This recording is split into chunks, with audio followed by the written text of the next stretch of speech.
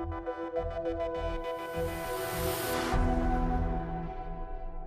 LikeFolio takes in everything from Twitter. We actually have a direct partnership with Twitter, and we have a map of every brand and product owned by every publicly traded company that we developed. So we take in this entire Twitter data feed, and we're looking for mentions of brands and products owned by publicly traded companies.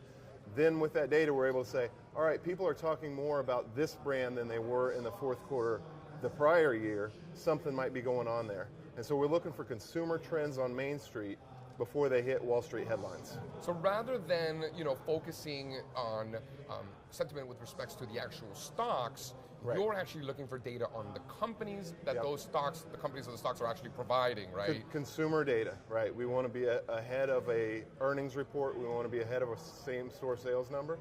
So everything for us is consumer data. What are people saying? What are they talking about purchasing that they weren't talking about so like last time?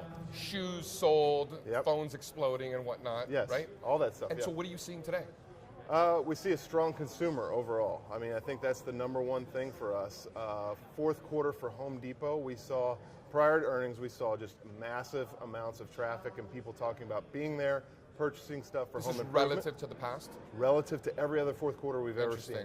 And the consumer's just kind of busting out of their shell right now. You see it, now we're starting to see it in these lagging indicators like consumer confidence numbers, things like that. But we were seeing it kind of in real time as people were doing the shopping. So Home Depot, great. Home improvement, great. But then you've got some negative stories. Like we see a negative story in Nike right now. They're just losing ground to Adidas, Under Armour. The competition's really catching up on them, and I think they could be in a little bit of trouble long term.